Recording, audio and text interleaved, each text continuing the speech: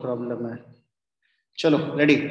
I am just going to share the art screen जहाँ पे हम लिख पाएंगे। आपके सबके पास डायग्राम है, जो अगर नहीं लिख पाया diagram please see from the art जो मैंने नोट्स दिया है उसमें मैंने एक बड़ी इंपॉर्टेंट पॉइंट बताई थी कि अब हमें जो बेसिकली काम करने चल रहे हैं, I am going to do the work कि हम किसी रेगुलर हेक्सागोन का की पैकिंग एफिशिएंसी कैसे निकालेंगे।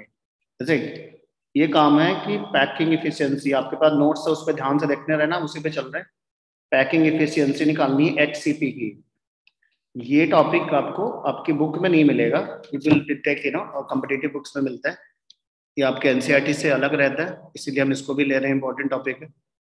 3D में रहेगा ये, 3D की बात हो रही है। 3D में मैंने समझाया था, सबको याद होगा कि सबसे ऊपर की एक लेयर होती है, डायग्राम मैंने बनाया हुआ है, किसी को कोई डाउट हो तो पूछ लेना। इसमें किसी को डाउट नहीं ना बेटा? No sir.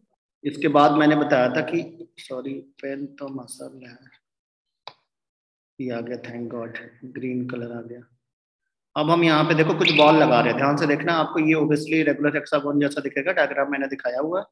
डायग्राम मैं अपने लिए बना रहा हूँ कुछ हमें इसको समझाना आसान लगे। रेगुलर हेक्सागोन बन के तैयार है, ये लेयर है। और द प्रॉब्लम इज दैट कि बीच में एक लेयर आ रही है, और बीच की जो लेयर है ना वो हमारे लिए प्रॉब्लमेटिक है। बीच की जो लेयर है देखोगे तो वो कुछ ऐसे आपको दिखेगी, 1 2 3 ऐसे। ये जैसे मैंने दिखाया था ना, ये वाली लेयर है, मेरा एक बॉल निकल गई है। दिस इज ये 3 बॉल, तीनों बॉल का अलाइनमेंट थोड़ा डिफरेंट है। हमें किसी भी तरीके से ये दोनों लेयर के बीच की हाइट निकालनी है।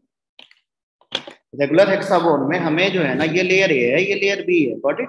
इसके नीचे ऊपर वाली लेयर फिर से कॉपी पेस्ट कर देंगे हम। ऊपर वाली लेयर को अगर हम ध्यान से देखें तो ऊपर वाली लेयर आएगी, ऊपर वाली लेयर आएगी, और उसके बाद ये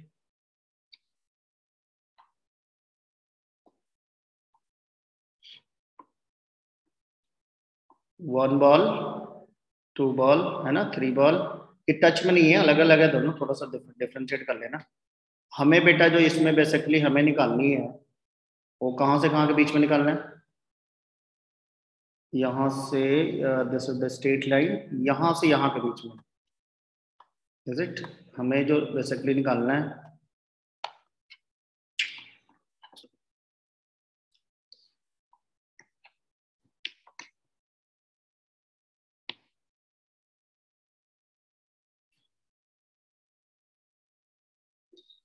अपने मन से ना कुछ भी ये देता रहता है। ये मैकबुक में ना सपोर्ट करने में थोड़ा प्रॉब्लमेटिक आ रहा है, मुझे लग रहा है कि मैं इसे हटा देता हूँ। I'm just going to show the Arduino on the board itself. I hope board is visible to everyone. Board visibility में कोई प्रॉब्लम है नहीं किसी को, ठीक है ना बेटा? बोर्ड विजिबिलिटी आ जाएगी। और वेट फॉर 1 मिनट। देखो बेटा हाइट आ गई, बस मजा आ गया। हाइट हमें चाहिए थी, हाइट आ गया। हमें रेगुलर जो हेक्सागोन का बेस का एरिया था हमने पहले भी निकाला था, अभी आपको अरविंद ने भेजा है नोट्स, उसमें ध्यान से देखो तो आपको वहां मिल जाएगा। कितना कर लिया? अब हम निकालने जा रहे हैं वॉल्यूम। क्या निकालेंगे बेटा? I am going to find out the volume. तो वॉल्यूम निकालने के लिए क्या निकालेंगे? Volume of HCP, hexagonal close packing in 3D। Volume निकालने के लिए क्या करते हैं बेटा? एरिया इनटू बेस का जो एरिया है, area into height, area into height. तो बेस का एरिया हमने निकाला था पहले भी, 6 into root 3 or square into height हमने अभी भी निकाला है, कितना है? 4 इंटू रूट 2, 4 आर रूट 2 ऐसे लिख लो, आर पहले लिख लो, 4 आर रूट 2 बाहर का तो नहीं, डाउट नहीं रहेगा, by root 3, 4 R into root 2 by root 3। यहाँ तक क्लियर? अब इसको थोड़ा मल्टीप्लाई कर दो, 6 4 जा 24 हो जाएगा। रूट 3 से रूट 3 काटा जाएगा, ना काटा जाए? नहीं कट जाएगा। और r का यहाँ स्क्वायर है, r की पावर 1 है, कितना हो जाएगा बेटा? r की पावर क्यूब हो जाएगी इंटू रूट 2 बच गया, 24 r क्यूब इंटू रूट 2। किसी को किसी बात का शक हो, यहाँ पूछो बेटा, कोई किसी को कोई प्रॉब्लम हो यहाँ पे? Volume of HCP in 3D हमने ये निकाल लिया। हमने वॉल्यूम निकाल लिया, टोटल वॉल्यूम कितना होगा, क्या निकाल लिया हमने, टोटल अवेलेबल अगर है हेक्सागोनल, अगर आपने कोई मॉडल बनाया तो उसमें एक्चुअल वॉल्यूम यहाँ पे फिर से मैं, चलो यहाँ पे दिख रहा है, यहाँ तक कोई डाउट नहीं है किसी को। अब हमें क्या करना है, इसके जस्ट बाद वॉल्यूम हमें मिल गया, हमने पीछे से समझाया था कि ये जो रेगुलर हेक्सागोन होता था ऐसे करके, इसमें मैंने बताया था इसमें कितने ट्रायंगल बनते थे, 6 ट्रायंगल बनते थे, 1 2 3 4 5 6, और एक पर्टिकुलर ट्रायंगल का मैंने एरिया निकाल के दिखाया था, एक पर्टिकुलर ट्रायंगल का एरिया था √3 to r² था ना बेटा। यहाँ 6 ट्रायंगल है, जिसको 6 से हमने मल्टीप्लाई कर दिया था, 6 × √3 r², √3 × r², हम लोगों ने पहले कर लिया है। हमें बेस का एरिया मालूम है, हमें उसकी हाइट मालूम है, तो हम क्या वॉल्यूम नहीं निकाल सकते, तो टोटल वॉल्यूम, ये जो टोटल वॉल्यूम है निकाल लिया, टोटल वॉल्यूम हमारा आ चुका है HCP में, that is going to be 24, जिसको ओवरऑल ज्योमेट्रिकल ऑपरेशन में प्रॉब्लम होगा, धीरे धीरे करोगे तो आपको सब कुछ समझ में आएगा। इन एनी केस कोई डिफिकल्टी मिल सकता है तो आप ये खाली डाटा ना याद रखो, दिस इज वेरी इंपॉर्टेंट कि 24 r³ × √2, 20, ये सबको डन हो जाएगा, गॉट इट। हमने वॉल्यूम निकाल लिया, अब हम निकालेंगे नेक्स्ट पैकिंग एफिशिएंसी निकालना है। पैकिंग एफिशिएंसी में हमें ये देखना रहता है कि कमरा है, कमरे में एक्चुअल में कितने बॉल है, जैसे देखने में तो ऐसा लगता है बहुत सारे बॉल है, लेकिन एक्चुअल में कितने बॉल है, तो उसमें मैंने निकालना सिखाया था जेड इफेक्टिव, क्या निकालना सिखाया था, Z effective in case of HCP। तो जेड इफेक्टिव निकालते इसमें हमेशा मैंने बोला था रेगुलर हेक्सागोन की खासियत होती है, जो मैंने सिखाया था सबको, रेगुलर हेक्सागोन में अगर आप कोई बिल्डिंग बना रहे हो, रेगुलर हेक्सागोनल बिल्डिंग बना रहे हैं 3D में, तो आप देखो यहाँ जो स्फीयर होता है 1 2 3 पार्ट में डिवाइडेड हो जाता है।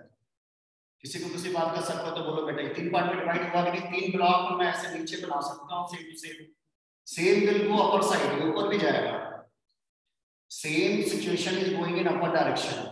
3 रूम नीचे बनाएंगे, 3 इसके ऊपर, मैं अगर इसको ऐसे हटा दूं तो मतलब 1 2 3 ब्लॉक हमारे पास, 1 ब्लॉक 2 ब्लॉक 3 ब्लॉक नीचे की तरफ बने, ग्राउंड फ्लोर 4 5 ऐसे 6, मतलब 3 6 हमारे ऊपर बनते हैं।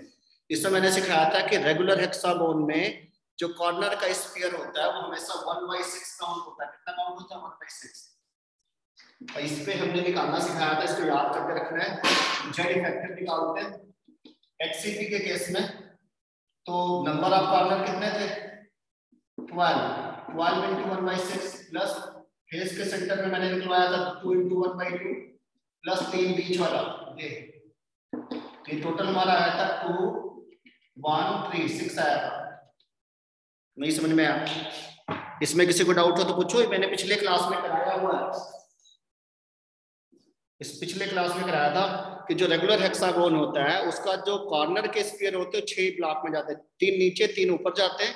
ये बीच के जो 3 बॉल है, ये तीनों पूरे इस रेगुलर हेक्सागोन के अंदर आते हैं, तो इनको हम पूरा काउंट कर लेते हैं। और जो फेस का बॉल होगा, ये जो फेस है, ये वाला बॉल, इस पे ध्यान देना। ये फेस का बॉल मैंने समझाया था कि मेरे पास अगर कोई पेपर है, जैसे मेरे पास मान लो पेज है, इसको मैं एक फेस मान लूं, क्या मान लो, एक फेस मान लूं। तो मैं अगर इसमें मान लो मैंने एक होल क्रिएट कर दिया, देखो आप देख सकते हो मेरी जो पेन है ना, उसका आधा पोर्शन तुम्हारी तरफ होगा, आधा मेरा पीछे आ गया। ठीक है, तो अगर यहाँ पे कोई हेमिस्फीयर रखो तो आधा हेमिस्फीयर इधर होगा, उसका आधा हेमिस्फीयर इधर आ जाएगा। तो फेस हमेशा दो, फेस का मतलब ये कमरा है तो मेरी ये दीवार फेस है, this wall is present in 2 room, the part of wall present in 1 room is how much, 1/2। तो फेस का जो स्फीयर होता है हमेशा 2 यूनिट सेल के बीच में रहता है, याद करके खाली रख लो, फेस का सेंटर हमेशा 1/2 काउंट होता है। रेगुलर हेक्सागोन अगर है तो 1/6 काउंट करेंगे। और आगे फिर सिखाएंगे सिंपल क्यूबिक का, भी हम आगे सिखाने वाले हैं, तो अभी 2 ये खाली याद करके रख लो। रेगुलर हेक्सागोन में जो कॉर्नर होता है 1/6 में जाता है, 6 यूनिट सेल में ऐसे करके 1 2 3 में आ जाता है, 3 ऐसे ऊपर जाएगा। ये टोटल इसको डायरेक्ट याद करके रखो, कितना होता है 6 स्फीयर्स, एक्चुअल में 6 स्फीयर से बनता है। देखने में तो ज्यादा लगेगा, बट देखने में तो लगेगा 6 7 ऊपर 7 नीचे, बहुत ज्यादा है, so many. Excuse me sir, हाँ बोलो बेटा। तो आप बताओगे 3 कहाँ से आया? 3 कहाँ से आया? यहाँ पे हमने बताया था कि बी लेयर के जो स्फीयर होते हैं ना, अगर ऐसे देखो तो तुम्हारा यहाँ पे ना देखो, यहाँ पे ये रेगुलर हेक्सागोन बन रहा होगा, ग्रीन वाली बॉल सेंटर में 1 2 3 4 5 6, लेकिन अगर हम इसके बाद वाली लेयर पे बॉल रखते हैं, I can not keep more than 3, you know, 3 he ball हम यहाँ रख सकते हैं, जो इस पर्टिकुलर हेक्सागोन के अंदर आ जाएगा। ये हमने लेयर ए मान लिया, ये लेयर बी में केवल 3 बॉल काउंट होगा, फिर इसके ऊपर हेक्सागोन आके बैठ जाएगा। तो this alternate is going on, A ball B ball, दोनों में अलाइनमेंट नहीं रहता। व्हाट इट, ये 3 बॉल क्योंकि हमारे इसके अंदर है, हेक्सागोनल ब्लॉक के अंदर है, इसलिए हम इसको पूरा 3 काउंट कर लेते हैं। I hope I space, what it, तो बैकएंड स्पेस कितना होगा? अगर ऑक्युपाइड स्पेस मालूम है तो backend space is how much, that is subtract from 100, what it, 74% हमारा यहाँ पे ऑक्युपाइड स्पेस है, तो बेटा बैकएंड स्पेस कितना होगा? 26%। Very good, 26%। अगर हम इसको 100 से माइनस कर दें तो हमें लगेगा ये बड़ी एफिशिएंट पैकिंग है, 26% हो जाएगा। तो आगे लिख दो बैकएंड। कभी कभी क्या करता है ना बच्चा, इसको याद करके जाता है, एग्जाम में क्या करता है, आगे ना सीधा बैकएंड स्पेस दे दिया, तो percentage backend space in HCP, मैं बोलूं एचसीपी सीसीपी, इन दोनों का सेम ही रहता है, व्हाट इज, दोनों में सेम है, दोनों का पैकिंग पैटर्न थोड़ा सा डिफरेंट रहता है, लेकिन दोनों में पैकिंग एफिशिएंसी का डाटा सेम आएगा। आगे लिखवा देंगे, इक्वल टू 70 कितना था, बैकएंड स्पेस आ जाएगा 26%, लिख देना 26%। मतलब 26% क्या मिलेगा, वायर, 26% क्या मिलेगा इनडायरेक्टली, ये this is the wire hole. जब बॉल को रखते जाते हैं ना, इम्पिटी स्पेस जो जनरेट होता जाता है 26% होता है। मैं मिटा दूं इसको, मैंने इसका नोट्स दिया हुआ था, ये वाला पार्ट खाली नोट कर लेना बस। Try to do fast.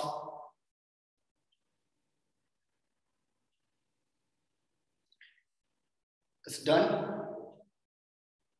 Yes, sir. Pattern जो है वो सीसीपी का, किसी का जो नोट्स बन जाए please share in the group also, so that अगर किसी का मान लो नहीं हुआ है या टेक्निकल इशू होगा दोबारा लिख लेगा। तो जिसकी राइटिंग अच्छी है, एनीवन प्लीज यू नो थोड़ा सा कष्ट कर दो, सो दैट यू नो काम हमारा आसानी से हो जाएगा। Sometime this is a problem कि कहीं नेटवर्क कमजोर है तो वहां पे प्रॉब्लम आती है, ये काम नहीं कर गया। इसके बाद तो बेसिकली रहता है सीसीपी में क्यूबिक क्लोज पैकिंग, लिख लेना cubic close packed.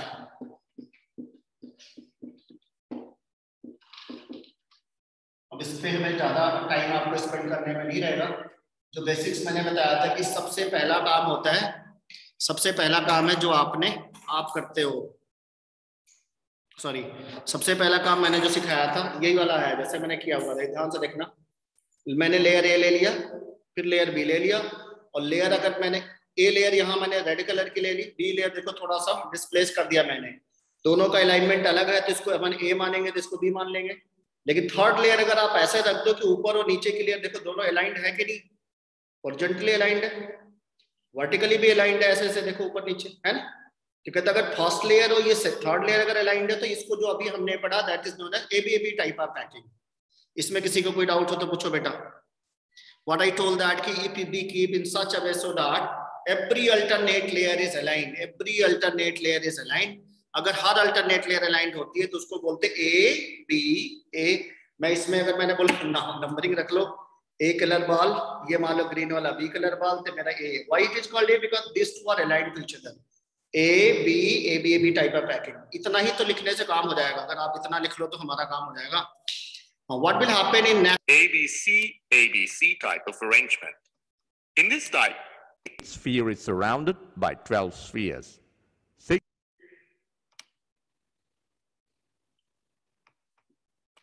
In this type, each sphere is surrounded by 12 spheres on the octahedral voids of the second layer. In this type of arrangement, what is the basic difference? Tell me. खाली ये basic difference आएगा, जो third layer का sphere आएगा वो second layer के कहां पे जाएगा, ऑक्टाहेड्रल वॉइड्स में जाता है। रेस्ट इज वेरी कॉमन, और दैट इज व्हाई ना अल्टरनेट लेयर ना अलाउंड होकर के हर सेकंड अल्टरनेट लेयर हमारी अलाइंड हो जाएगी। This is the very important arrangement. The third layer is not the repetition of the first layer.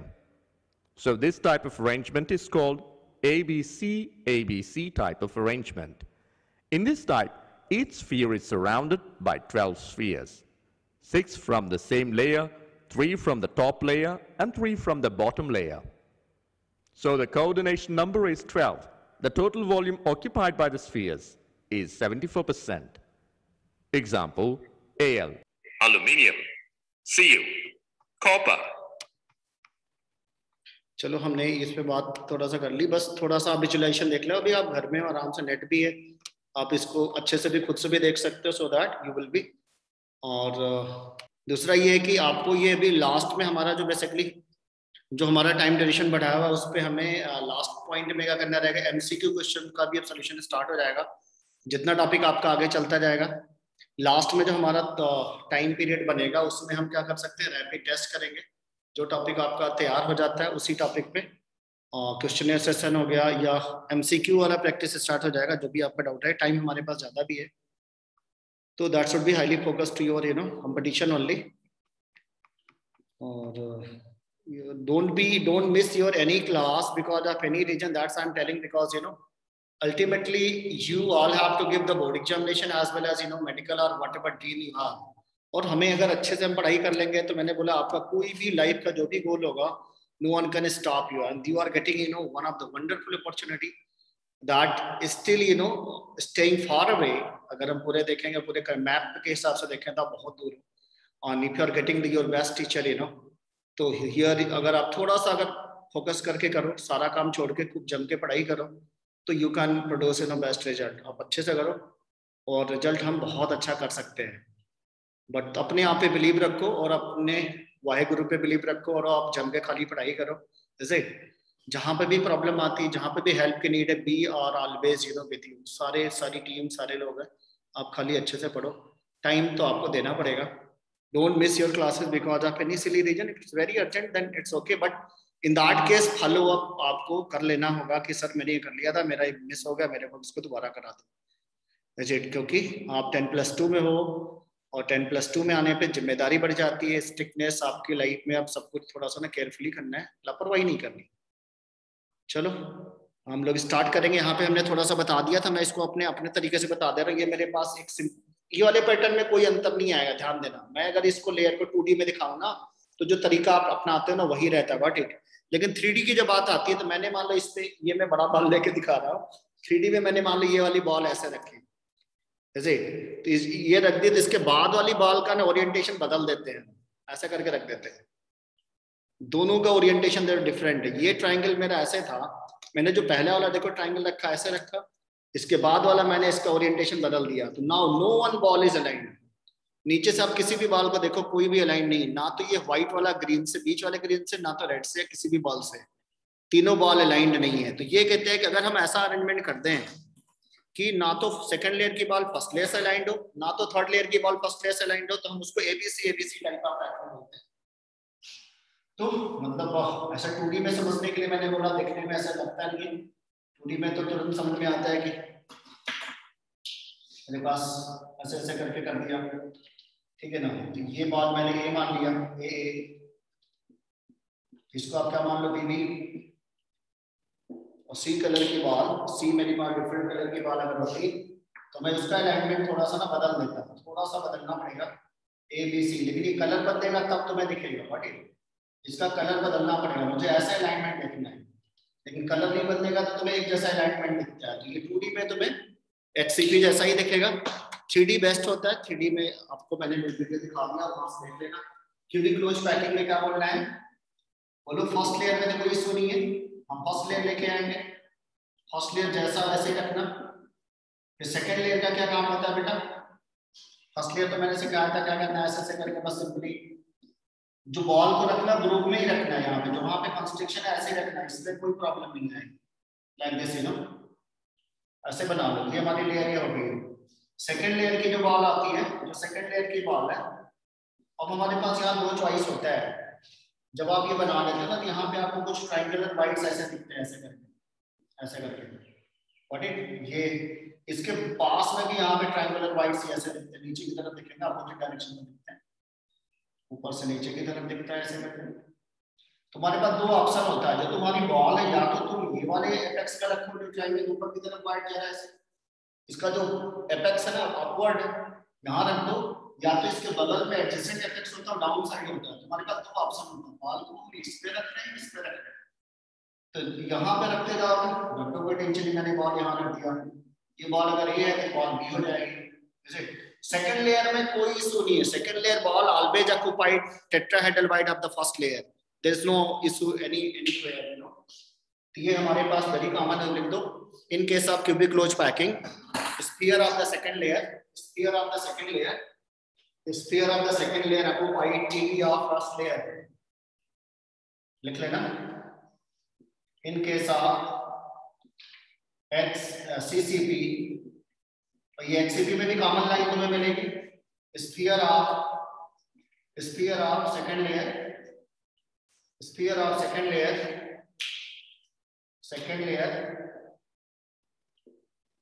occupies occupies tetrahedral bites of first layer,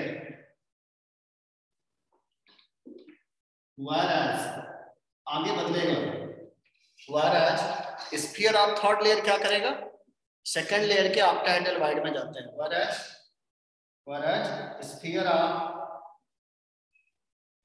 of third layer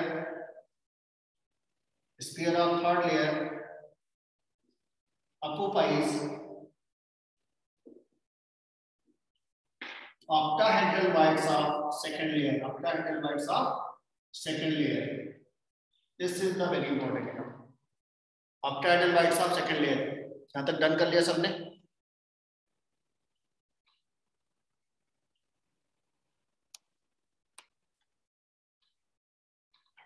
Due to this,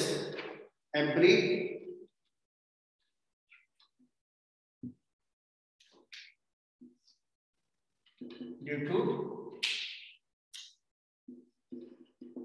this type of arrangement,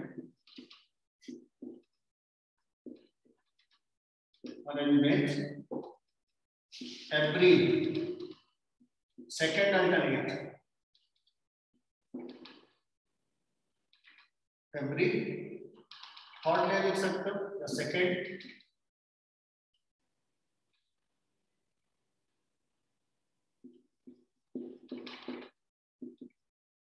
alternate layer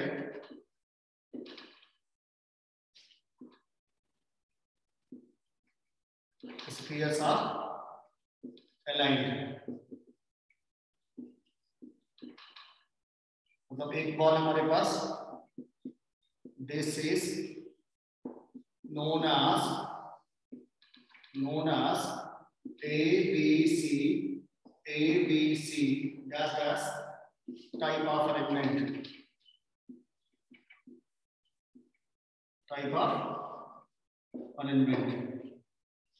इसमें दो चीज common ले लेना है, coordination number HCP जैसा ही रहेगा, coordination number is again going to be 12, 3D में 2D में 6 रहेगा पहले जैसा रहता, जैसा मैंने बात किया था, 3D में 6 12 हो जाएगा। Next packing efficiency is going to be same 74%, packing efficiency is going to be same 74%। ये डायग्रामेटिकली देखोगे तो ये आपके बुक में भी दिया है, ऐसे भी दिया है, ऐसे रहेगा, बीच में एक ट्रायंगल ऐसे बनाना, ऐसे करके, फिर इसके बाद वाला ट्रायंगल को पलट देना ऐसे करके, ये लेयर ए है, ये लेयर बी है, फिर ये लेयर सी हो जाएगा, इसके नीचे फिर से लेयर आएगा नॉट ए,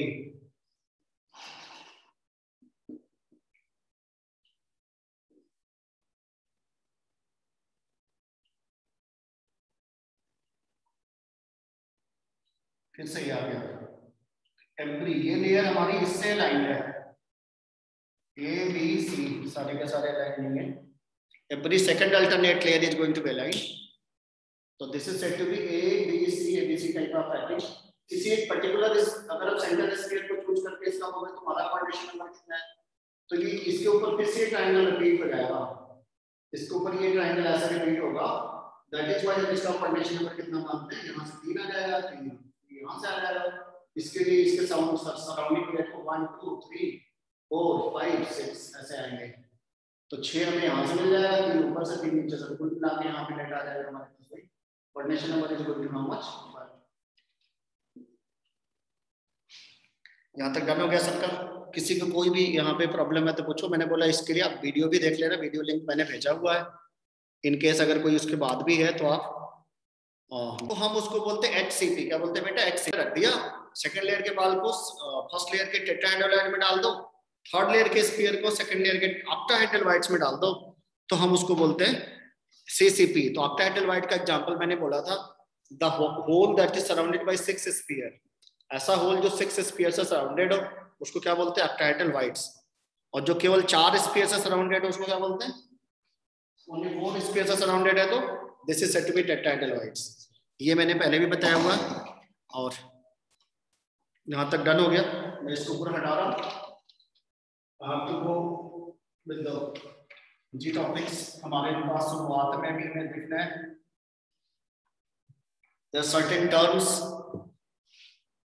कुछ टर्म्स होते हैं सॉलिड स्टेट में जो बीच बीच में आ रहे हैं, उस पर काम करेंगे हम लोग। एक तो टर्म होता है जैसे हम बात करते हैं वाटर का क्रिस्टल, और कभी क्रिस्टल लैटिस लिख देता है ऐसे करके। क्रिस्टल लैटिस का मतलब क्या है? We just going you know very beginning. Crystal lattice किसको बोलते हैं? एनीवन? लैटिस का मतलब होता है अरेंजमेंट। What it? क्रिस्टल तो आपका घर हो गया। घर के अंदर मान लो मेरा हाउस है तो मैं उसमें अपने फ्लोर बनवा रहा हूं, तो मैं उसमें जो टाइल्स का अरेंजमेंट मैं कैसे करता हूं, that is my you know lattice. Lattice और crystal, crystal as a whole entire building को बोल सकते हैं। What it? क्रिस्टल आपका एक सॉलिड होगा, लेकिन उसके अंदर जो ब्लॉक्स है, जैसे मेरे पास ये क्रिस्टल है, इसका अपना एक लैटिस है, मतलब एक अरेंजमेंट है कि बॉल कहाँ कहाँ रखनी है। जैसे मैंने ये वाला बड़ा वाला बताया था, इस पूरे स्ट्रक्चर पे क्रिस्टल मान लो। What it? इसमें हमने जो बॉल कैसे रखा है, किस फैशन में रखा है, और मैंने जो इसमें स्टिक्स यूज की है ना, ये एज लेंथ है जैसे ना, ये कितनी की क्यूबिकल स्ट्रक्चर बनेगा, हेक्सागोनल बना दिया हमने। जैसे किस टाइप का इसमें शेप बनाएंगे, पैरेललोग्राम बना दो, जो भी मतलब इनडायरेक्टली। लैटिस का क्या मतलब होता है? डिजाइन। लैटिस का क्या मतलब? Design. You can say you know motive, जो नई एनसीईआरटी बुक है उसमें किससे कैसे शो किया मोटिव। मोटिव का मतलब मालूम है कैसे? Motive, MOTIF। मोटिव का मतलब डिजाइन है ना, पैटर्न होता है। पैटर्न वाले पे डिपेंड करता है। जो क्रिस्टल लैटिस है, क्रिस्टल आपका बनेगा, उसमें कोई प्रॉब्लम नहीं है। तो अगर मैं बोलूं एज अ होल इसकी बात करें तो लैटिस का मतलब बेसिकली मैंने बोला 3 डायमेंशनल अरेंजमेंट होता है। 3 dimensional arrangement of the particles in a crystal. Regular लिख लो, regular 3 dimensional arrangement of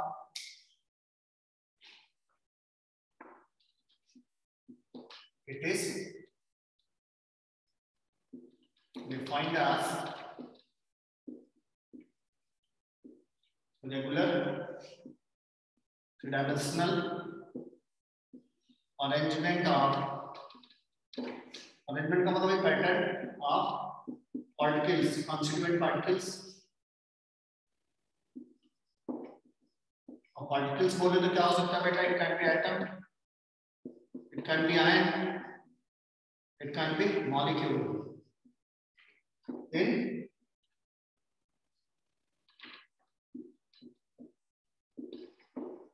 solid or in the space, कुछ भी लिख सकते हो।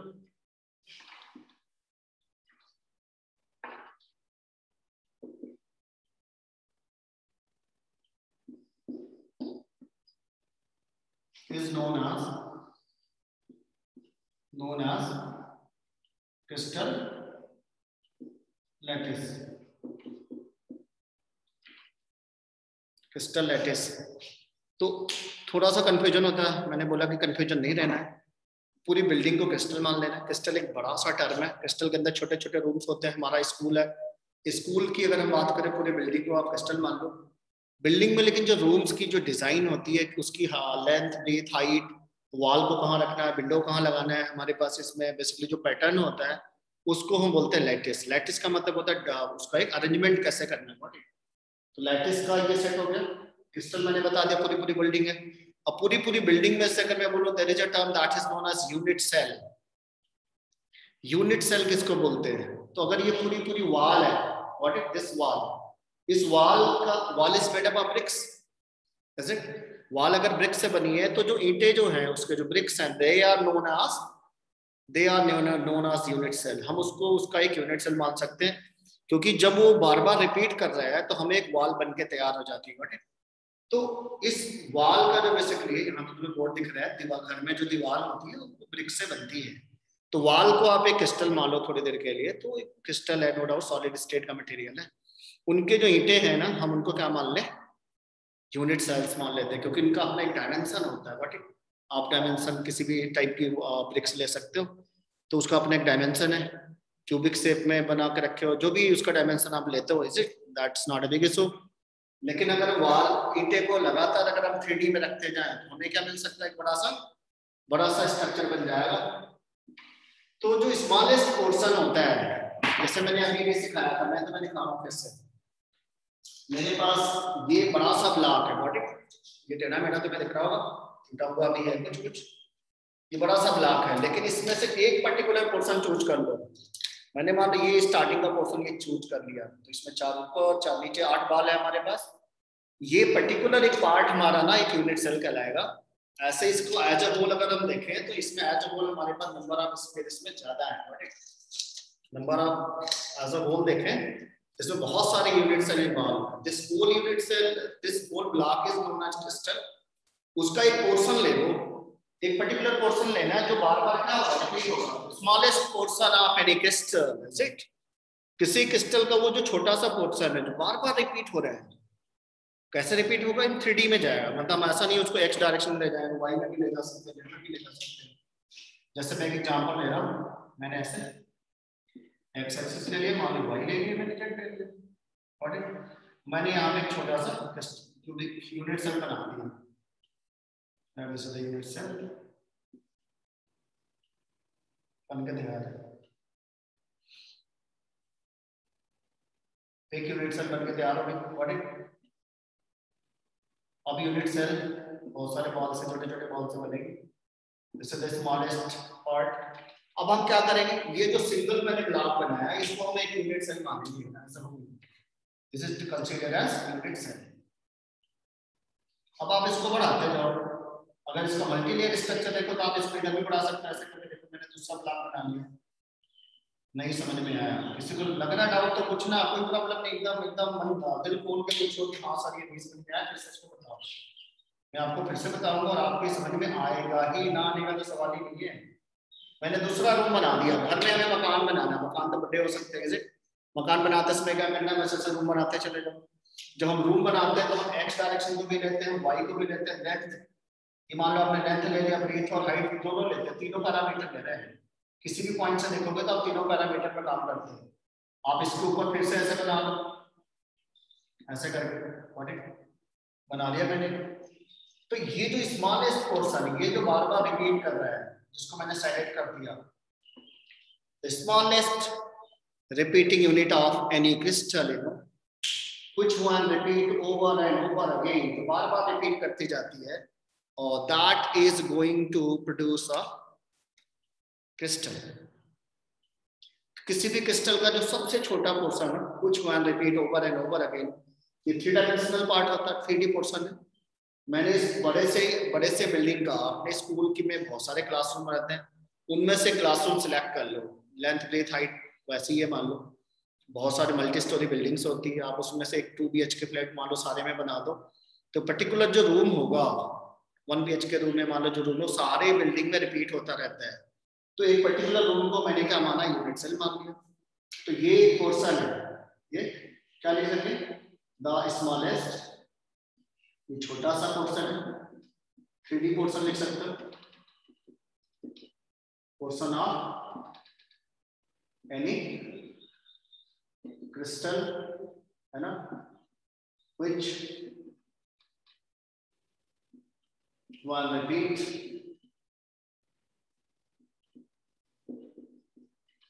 over and over again to produce crystal। Crystal का वो जो सबसे छोटा पोर्शन होता है जो बार बार अगर रिपीट हो जाए और हमें बड़ा सा ऑर्गेनाइज बिल्डिंग बना दे तो हम बड़ी सी बिल्डिंग को क्रिस्टल बोलते हैं। लेकिन जो छोटा सा पोर्शन था उसको हम यूनिट सेल बोलते हैं। जो हम यूनिट सेल लेते हैं उसके अपने पैरामीटर्स होते हैं। यहाँ तक नोट कर लो, यहाँ तक कोई डाउट हो तो आप पूछ सकते हो और forum is open, you can ask any doubt here. यहाँ तक किसी का डाउट है तो पूछो। एनीवन? यहाँ तक डाउट है किसी को बेटा? परलीन, परसीत, एनीवन? किसी को डाउट है? सर मैंने कहा क्लियर। अच्छा, एनीवन एल्स?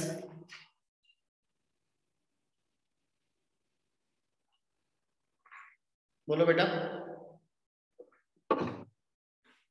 किसी को कोई डाउट हो तो पूछ लो अभी भी, क्योंकि क्या होता है टॉपिक आगे बढ़ जाने पे फिर बाद में सब सोचते मेरे को वहां तो डाउट था लेकिन मैंने पूछा नहीं, तो वो थोड़ा सा that is not good, you know.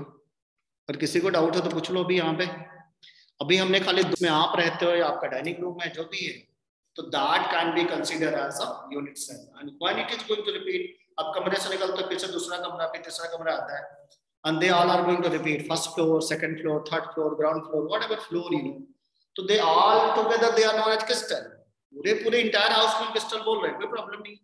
Crystal का अपना एक आर्किटेक्ट होता है, अपना एक पैटर्न होता है, और जो उसकी स्मॉलेस्ट पार्ट पोर्शन है जहां बैठे रहते हैं, अब उसको हम एक यूनिट सेल मान सकते हैं। यहां तक का बात है। अब मैं इसमें थोड़ा सा और आगे बात बता रहा हूँ। क्रिस्टल एड्रेस मैंने बात कर ली, यूनिट सेल की बात कर ली। यूनिट सेल में थोड़े पैरामीटर होते हैं, उसको अलग से लिख दो।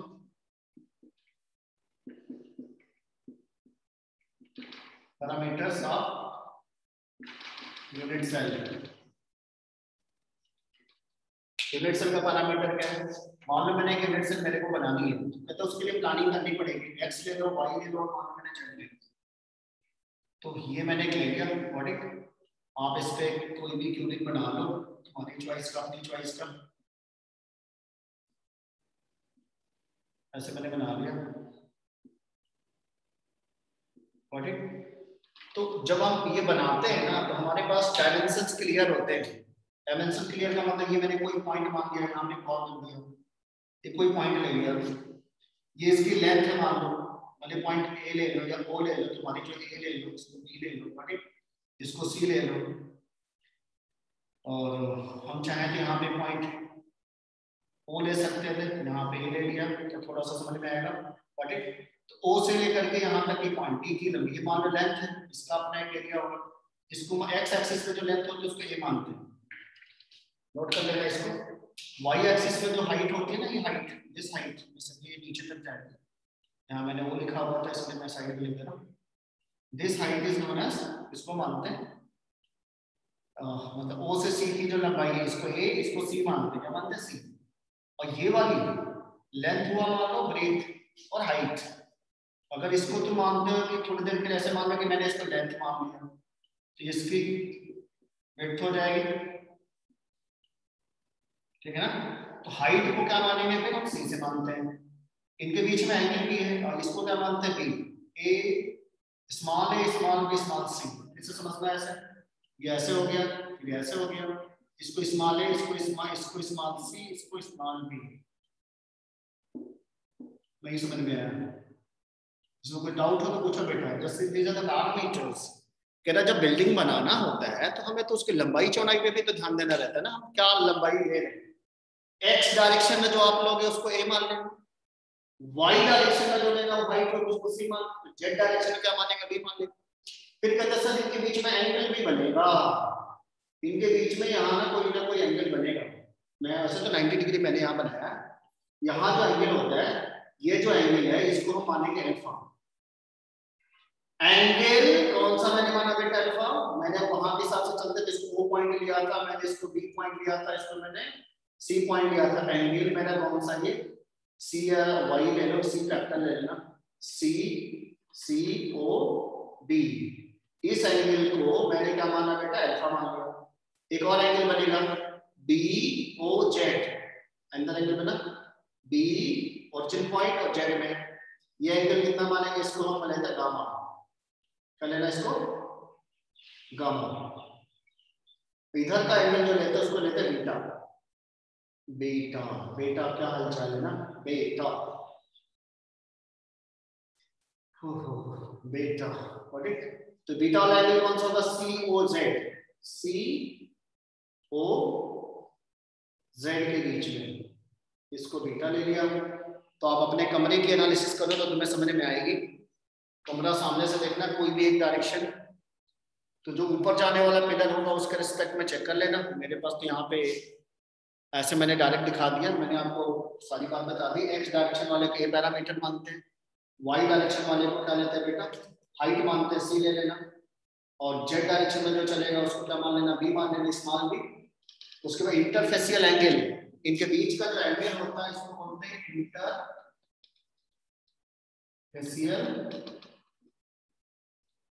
एंगल। फेस का मतलब क्या हुआ? जैसे हमारे कमरे में बहुत सारी वॉल होती है, हर वॉल के बीच में अगर मैं तुमसे एंगल पूछूं तो कितना बताओगे? 90 डिग्री। व्हाट इज वॉल के बीच में अगर मैं तुमसे बोलूं तो वो सिंपली 90 डिग्री का आ जाएगा। सिंपली कितना होगा? 90 डिग्री। तो ये वाले क्यूब का तो मैंने आपको दिखाया था। आप अपने कमरे में इमेजिनेशन करो, सबसे बढ़िया रहेगा। सामने ऐसा ले लो, ये कमरा है मान लो, मैंने ये वाले एंगल को दिखाया अंदर वाले को, बेसिकली वाले को, इसको ये वाले को मैंने अल्फा माना है, इसको मैंने इधर वाले को बेसिकली मैंने माना गामा, और ये वाले एंगल को बीटा ले लिया। ये ए स्मॉल ए है, ये स्मॉल बी। हाइट को मैंने क्या माना? सी। हाइट को सी। तो आप अपने हिसाब से देख लेना, आपके रूम में आप किसी कोने को ले लो, हाइट की तरफ जा रहा है उसको सी मानना, इज इट? हाइट को सी ले लेना। इस तरीके से अगर है तो सिंपल क्यूबिक में क्या होगा? Anyone can tell? Simple cubic अगर बनानी है तो सारे एंगल सेम हो जाएंगे 90 डिग्री वाले, और सारे के सारे एज लेंथ कितनी हो जाएगी? सेम टू ईच अदर हो जाएगी। What it? That will be similar to each other. यहां तक नोट कर लिया? मतलब यूनिट सेल की अपने पैरामीटर्स होते हैं। एक्स एक्सिस में जो आपकी लेंथ होती है उसको स्मॉल ए मानते हैं, वाई एक्सिस में क्या मानते हैं? वाई एक्सिस में सी लेते हैं, स्मॉल सी, ये जो हाइट है स्मॉल सी। और जेड एक्सिस में क्या लेते हैं? बी। जेड एक्सिस में बी लेंगे, और उनके बीच का एंगल को क्या बोलते हैं? अल्फा बीटा, इंटरफेसियल एंगल बोलते हैं, interfacial angle.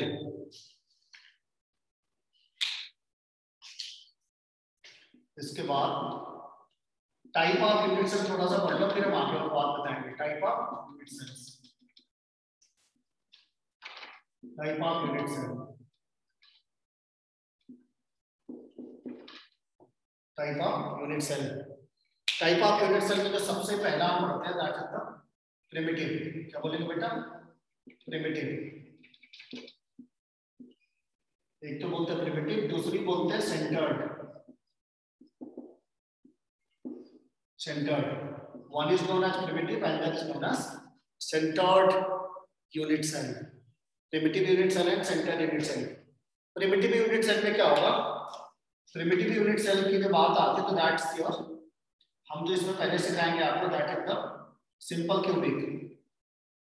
Simple cubic primitive में है तो ऐसे बहुत सारे primitive की पहले definition लिख देना। Primitive का मतलब the unit cell, the unit cell in which all the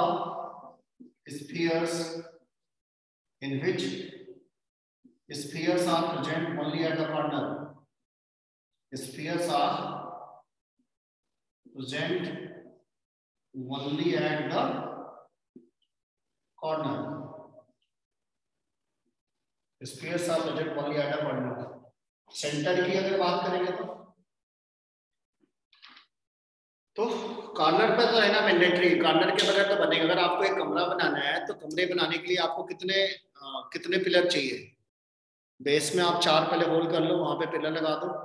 जैसे 4 पिलर हमें 4 होल करना पड़ेगा, 4 हमें ऊपर चाहिए, इसे दोनों को सारे को आपस में कनेक्ट कर दो। बोल रहा था कि अगर हमारे पास सिंपल जो कमरा होता है, कमरे को बनाने का जो तरीका होता है उसको हम बोलते हैं सेंटर्ड। में हम बहुत सारा सिखाएंगे। एक मैंने अभी डायग्राम दिखाया है, एक बनाया हुआ मॉडल, इसको देख लो।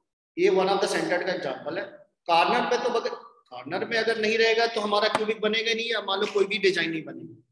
कॉर्नर पे बॉल का रहना मैंडेटरी होता है। What it? कॉर्नर के अलावा अगर मान लो बॉडी के सेंटर में आ गया तो क्या बोलेंगे? बॉडी सेंटर बोल देंगे। कॉर्नर के अलावा मान लो यहाँ फेस के सेंटर में कोई बॉल आ गया तो उसको क्या बोलेंगे, फेस सेंटर बोलेंगे। तो क्यूबिक में कितने फेसेस होते हैं, आप अगर ऐसे देखोगे सामने तो एक ऊपर एक नीचे, फिर 4 सराउंडिंग में कितने हो गए, 6 फेस है। सारे फेस के सेंटर में अगर मैं यहाँ बॉल लगा दूं, हर फेस के सेंटर में बॉल लगा दूं ऐसे ऐसे करके, ऊपर लगा दूं नीचे लगा दूं ऐसे साथ चारों तरफ, तो 6 फेस भी हो जाएगा। तो कह रहा है कि there is 2 type of unit cells are possible, one is a simple यानी primitive and that is known as centred. Primitive में हम सबसे पहले जो एग्जांपल आपको समझाएंगे that is the simple cubic. Simple cubic की कहानी ये होती है, आप देख सकते हो पैरामीटर आप खुद से लिख देना। सिंपल क्यूबिक मुझे लगा सबको समझ में आता है। सिंपल क्यूबिक की पैरामीटर्स क्या होते हैं, a = b = c and alpha = beta, beta = gamma, gamma all are equal to 90 degree. Got it. यहाँ a है, मान लो ये b है, ये मान लो c है, इनके बीच का एंगल कितने होने चाहिए, 90 degree. a = b, b = c, alpha = beta, beta = gamma and all are equal to 90 degree. Got it. ये बहुत सिंपल सा कॉन्सेप्ट है सिंपल क्यूबिक में, सारे लेंथ सेम होती है, इनके बीच में जो इंटरफेसियल एंगल 90 डिग्री होते हैं। कहानी क्या है कि सारे स्फीयर कॉर्नर पे रहते हैं, only spheres are corner, spheres are present only in corner, not any other place. Got it. इसको हम प्रिमिटिव के टर्म में हमेशा लेते हैं। सेंटर में हम 2 पार्ट पढ़ते हैं, सेंटर में एक हमें पढ़ना रहता है बॉडी सेंटर, बॉडी सेंटर में सब डिवीजन कर लेना, बॉडी सेंटर। फिर हम पढ़ते हैं फेस सेंटर, जैसे हम सिखाएंगे end centre, face centre, body centre है, body centre, face centre and end centre. Body centre का एग्जांपल मैंने अभी भी समझाया है। बॉडी सेंटर की कहानी ऐसे होती है, मतलब 4 बाल आप ऊपर ले लो, 4 बीच वाली बाल देखो, बीच वाली बाल यहाँ पे आ गई, ये बड़ी साइज की होती है। तो इनकी कहानी क्या रहती है, diagonally they are in contact. Diagonally जब जाओगे कांटेक्ट में रहेगा, और सब में थोड़ा थोड़ा गैप रहता है, लेकिन डायगोनल अगर मारेंगे तो ये कांटेक्ट में आ जाता है। और फेस का सेंटर मैंने बताया था कि सारे फेस के सेंटर में, मैं यहाँ पे तो मैंने एक दिखा पा रहा हूँ, सारे फेस के सेंटर में बॉल आ जाएगी, तो that is called you know face centre. दोनों का डायग्राम में बना के दिखा रहा हूँ, यहाँ तक नोट कर लिया आपने मैंने। सिंपल क्यूबिक में spheres are present only at the corner. अब मैं आपको सिखाऊंगा, पहला मान मैंने ले लिया इसका example, one is your body centred cubic, body centred मैंने आपको क्यूबिक की बात बताई।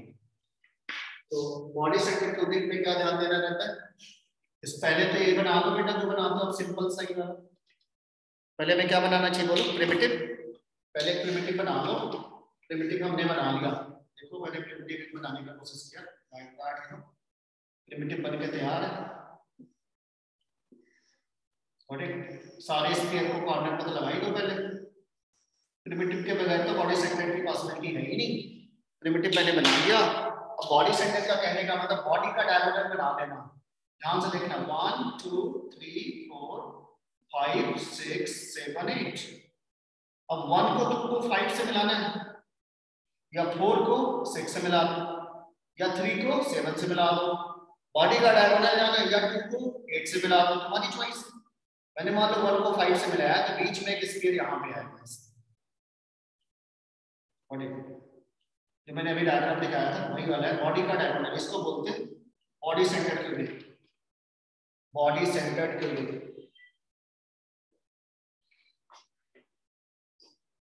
बॉडी सेंटर्ड क्यूबिक मैंने दिखा दिया। इसका जेड इफेक्टिव भी काउंट करना सिखा देंगे यहाँ पे। इसका जेड इफेक्टिव निकाल सकते हो कितना आएगा, इसका जेड इफेक्टिव कितना आएगा, देखने में तो ज्यादा लग रहा है, 4 ऊपर है 4 नीचे 8, बीच में एक 9 है, लेकिन ऐसा नहीं है। कॉर्नर का जो बाल होता है, कॉर्नर के जो बाल होते हैं हमेशा 4। हम इस कमरे में खड़े हैं, कोई भी कॉर्नर अपने रूम में चूज कर लो, उस कॉर्नर के कांटेक्ट में देखना कितने रूम तुम बना सकते हो। एक तो हम इस कमरे में हैं तो मेरे पैरेलल में कमरा और हो जाएगा, 2 कमरे हमारे पीछे हो जाएंगे, यानी 4 कमरे जैसे हो गए इसी फ्लोर में। 4 हमारा इसके ऊपर बनेगा, यानी 8 हो गया। 8 करने जो हमारा अपर कॉर्नर होता है, कोई भी राइट हैंड साइड या कोई भी ले लो, that is always going to participate in 8 room. जैसे अगर हम यहाँ पे मैंने बोला इसको कॉर्नर मत समझना, सेंटर वाली बॉल को देखो तो समझ में आएगा। ये तो सेंटर वाली बॉल, ये जो सेंटर वाली बॉल है इसको ध्यान से देखना। मैं इस सेंटर वाली बॉल को थोड़ी देर के लिए मान लूं कि ये मेरा एक पर्टिकुलर क्यूब का कॉर्नर है, तो इस कॉर्नर के रिस्पेक्ट में एक रो थे 2 3 4 मैंने यहाँ नीचे बनाया, 4 ऊपर भी बनाया।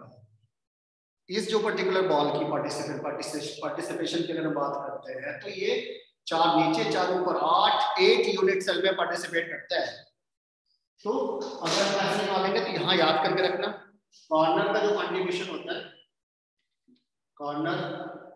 कॉर्नर बॉल हमेशा लिख देना 1/8 पार्ट ऑफ 1 स्फीयर काउंट होता है ऑलवेज। फेस का जो सेंटर होता है, कहीं नोट कर लो इसको, फेस सेंटर जो बॉल होते हैं, फेस सेंटर बॉल पीछे मैंने सिखाया था, कितना होता है बेटा 1/2 part of 1 sphere, part of 1 sphere.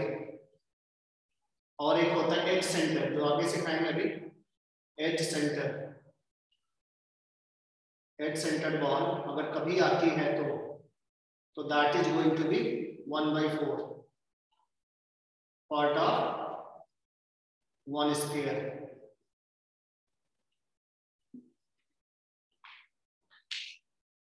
Edge centre मैं दिखाऊंगा कैसे हुआ, खाली अभी इस पे काम करो। कॉर्नर का जो है हमेशा 1/8 काउंट होता है। ये पूरी बॉल काउंट होगी क्योंकि बॉल हमारा ना क्यूबिक के अंदर आ गई, जो ये बीच वाली बॉल है पूरी काउंट हो जाएगी, ठीक है ना, पूरी काउंट होगी। ये पूरा 1 काउंट होगा। How many corners are there, हमें जेड इफेक्टिव में निकालना होगा। तो नंबर ऑफ कॉर्नर 8 है, 8 × 1/8 + 1 कितना आ गया 2। बीसीसी में 2 हो जाएगा। पीछे आपने जो सिंपल क्यूबिक निकाला था उसमें कितना आएगा, सिंपल क्यूबिक में केवल कॉर्नर पे रहता है, ऐसे था ना, तो कॉर्नर हाँ 1 आ जाएगा बेटा। 1/8 यहाँ पे अभी 1/8 सारे 1/8 like this, you know, 1/8 all ball are 1/8 8 × 1/8 count करो 1 आएगा। पीछे वाले में लिख देना z = 1। सिंपल क्यूबिक में 8 × 1/8 1 हो जाएगा। बॉडी सेंटर मैंने दिखा दिया, एक और लिख लो, that is known as face centre cubic,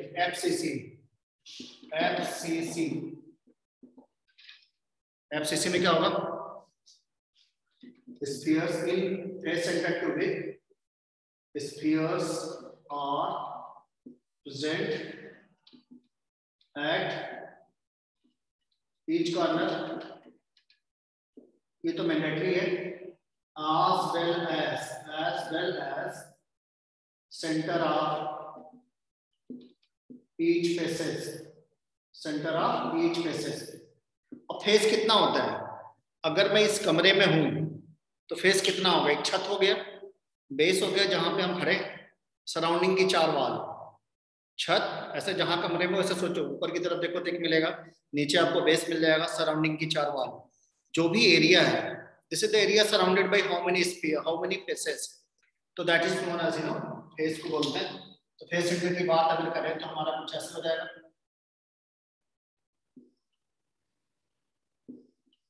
पहला काम आपका करना रहेगा, always go at the corner only, पहले कॉर्नर में सारे में लगाते हैं,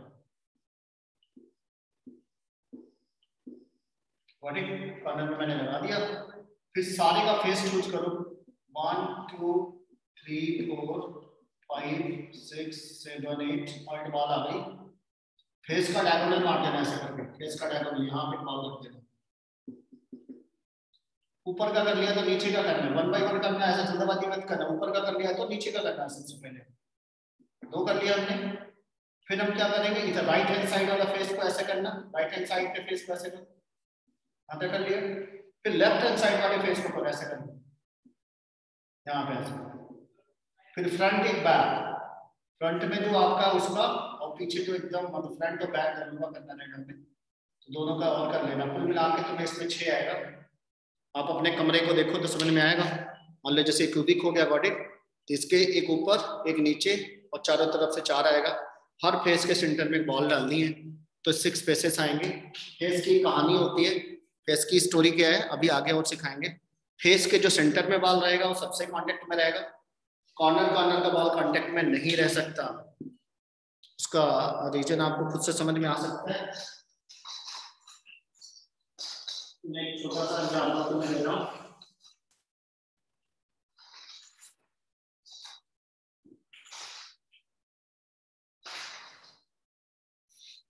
ये मैं एग्जांपल ध्यान से देखना, ये मेरे पास एक बॉल है, गॉट इट, और मैं अगर इसके बीच में यहाँ पे एक बॉल डालूं, तुम्हें अभी जगह नहीं दिख रहा होगा, ध्यान से देखना, स्पेस अभी तो जितना है स्पेस वाइड जैसा है, मैं जैसे यहाँ बॉल डालूंगा तो सारी बॉल ना एक्सपैंड हो जाएगी, दिख रहा होगा एक्सपैंड हो रही है कि नहीं, मतलब ये ऐसे this is the reason you know कि ये डायगोनली तो कांटेक्ट में रहती है। सॉरी ऐसे देखोगे ना, कभी भी 4 दोस्त बैठे थे, बीच में आके कोई मोटा दोस्त बैठ गया, सारे लोग को क्या करना होगा, एक्सपैंड हो जाना होगा। This is the situation you know. Sorry ये बड़ा सा बॉल ले लो तो और अच्छा हो जाएगा, लाइक दिस। ये ऐसी सिचुएशन होती है, मतलब कॉर्नर कॉर्नर की बॉल कांटेक्ट में नहीं रहती, लेकिन जो फेस के सेंटर में वो डायगोनली सबके कांटेक्ट में रहते हैं। This is very important event you know. ऐसे बॉडी सेंटर में भी सेम सिचुएशन होती है, कॉर्नर कॉर्नर की बॉल कांटेक्ट में नहीं रहती, लेकिन जो बॉडी के सेंटर में रहती है वो डायगोनली सबके कांटेक्ट में रहती है बॉडी सेंटर में। लेकिन सिंपल क्यूबिक की कहानी है जो मैंने पहले भी सिखाई थी, सिंपल क्यूबिक में तोड़ दिया मैंने उसको। सिंपल क्यूबिक का देखो ध्यान से, सिंपल क्यूबिक की स्टोरी है कि कॉर्नर कॉर्नर के बॉल कांटेक्ट में है और कॉर्नर से यहाँ के बीच की टोटल डिस्टेंस एज लेंथ मानते हैं, इसका रेडियस काउंट होगा, इसका रेडियस यानी 2r, बाद में हमें काम आएगा सारा कॉन्सेप्ट कि सिंपल क्यूबिक में हर बॉल कांटेक्ट में है, corner corner like that you know. और फेस का सेंटर मैंने बोला जब स्टोरी होती है, फेस के सेंटर जब कोई बॉल डालते हैं तो वो बॉल क्या करेगी, सारी बॉल को एक्सपांड कर देती है। ये ऐसे 4 बॉल माना तुमने, ऐसे बना लिया, थोड़ी देर के लिए एग्जांपल में तुम्हें डायनामिकली समझा रहा हूं। ये मैंने बॉल लिया, यहां तक दिख रहा है बेटा सबको 1 2 3 4, और मैं इसमें एक चौथी बॉल ना यहां रखा हूं, चौथी बॉल मैं चाह रहा हूं कि इसको ये यहां आ जाए, तो क्या होगा बोलो, एक्सपैंड करेगा कि नहीं। जब ये बॉल यहां आएगा तो ये सेंटर में तो ये जाएगी, इसमें कोई तरह नहीं, सेंटर में बॉल जाएगी, लेकिन सेंटर में बॉल जो चौथी आएगी तो ये बॉल हमारी यहाँ चलेगी, ये बॉल हमारी वहाँ चलेगी, ये बॉल हमारी वहाँ चलेगी, ये बॉल हमारी वहाँ चलेगी, all are going to be away each other से। ये मेरी 5वीं बॉल है, sorry 1 2 then 3 then 4, diagonally they are contact, to see this diagonally they are contact, लेकिन कॉर्नर कॉर्नर की बॉल कांटेक्ट में नहीं रहती। This is very important event, तो हमें आगे चल के काम आएगा जब हम इसकी पैकिंग एफिशिएंसी निकालेंगे, तो वहां पे ये कॉन्सेप्ट हमें काम आता है। विजुअलाइजेशन रहना चाहिए कि जो फेस का सेंटर बॉल होती है वो थोड़ा वो क्या करती है, कॉर्नर की बॉल को दूर दूर कर देती है, लेकिन सारे के फेस के सेंटर में तो सारे में इक्वल डिस्टेंस हो जाएगी, all are going to be cubical structure, expand होगी तो सब बराबर रेशियो से बढ़ेगा। तो फाइनली जो डायमेंशन हमारा डायमेंशन ओवररूल्ड नहीं हो रहा है, length breath height equal quantity में बढ़ती है, यही रीजन है कि ये भी क्यूबिक रह जाता है, बट एक फेस सेंटर का क्यूबिक बन जाएगा। बॉडी सेंटर मैंने पहले से बताया था बॉडी के डायगोनल पे रहता है, लेकिन वो बड़ा सा बॉल रहता है, एक बड़ा सा फुटबॉल लेंगे, 4 बॉल ऊपर लगाएंगे, 4 बॉल नीचे से लगा देंगे, तो डायगोनली वहां कांटेक्ट रहता है, फ्रंट में वहां भी नहीं रहता। इसमें काउंट करो कितना आएगा, फेस का सेंटर मैंने बोला था याद करके रखना, 2 होता है, कॉर्नर में 8 होता है, तो आ जाएगा। नंबर ऑफ फेसेस कितने हैं, 1 1 2 ऐसे, फिर 3 then 4, छत हो गया, बेस हो गया, सराउंडिंग की 4 बॉल 6 हो जाएगा। तो इसमें जेड निकालने के number of ball in corner divide by 8, number of ball in faces divided by 2 plus और कुछ है ही नहीं, ठीक है ना। ये 2 हमारे काम आएंगे। नंबर ऑफ बॉल कॉर्नर में कितनी है, 8 8 into 1 by 8, number of faces कितने, 6 into 1 by 2 is equal to 4। इसका effective atomic number off spin actual में कितने आएंगे, 4 आते हैं। इसे तो one of the efficient packing z is equal to 4। यहाँ तक थोड़ा थोड़ा समझ में आया, लास्ट एक कर लो बस, आज के लिए यहीं पे हम एंड करेंगे। बस एक छोटा सा पॉइंट है, उसको बोलते हैं हम लोग एंड सेंटर। क्या बोलते हैं बेटा, बहुत ही छोटा सा टॉपिक है, बहुत ही प्यारा सा है, और इससे मैच करता हुआ एंड सेंटर को भी यहाँ तक कर लो, फिर हम कल आपको डिवाइस लाइटिसेस वाला टॉपिक सिखाएंगे। एंड सेंटर में क्या कहता है कि आप अपने कमरे को पहले बना लो जैसा बनाना चाहते हैं, कॉर्नर में 4 बॉल ले लो, है ना, जैसे हमने ये कमरा बनाया, मैंने ये 4 बॉल पहले ले ली, फिर 4 हम इसके ऊपर से ले आएंगे, कोई इशू नहीं है। अब क्या करो, now you have to choose any 2 opposite faces, up तो देन डाउन, मतलब आपकी चॉइस है। आपके पास फेसेस तो यहाँ पे 6 बनते हैं, अप डाउन सराउंडिंग से 4, कहता आपको केवल 2 फेस चूज करना अलाउ है, वो भी अपोजिट फेसेस होना मैंडेटरी। आपके पास जो पहले आपने क्यूबिक बनाने की प्लानिंग कर लो, पहले क्यूबिक मैंने बनाने की लाइक दिस बना लेना। फिर ये कहते हैं कि आप अपनी नंबरिंग में डाल दो, मान लो A B C D है ना, कुछ भी डाल दो, E F G H कुछ भी, सारे कॉर्नर पे आपने बॉल भी डाल दी, कोई इशू नहीं है। तो अब ये कहते हैं कि आपको कोई 2 फेस चूज करना है, they must be opposite to each other. Up है तो डाउन में जाना, अप डाउन मतलब एक ऊपर बॉल डाल देंगे हम, एक नीचे डाल देना, बस। बोलो सर हम ये नहीं करना चाहते, तो आप इधर वाले से इधर कर देना। तो इनके साथ and centre cubic what will happen, spheres are present at the corner as well as center of any 2 opposite faces, center of any 2 opposite faces। यहाँ लिख देना, in case of ECC, end center cubic, ECC, spheres are present, spheres are present at the corner as well as center of any 2 opposite faces,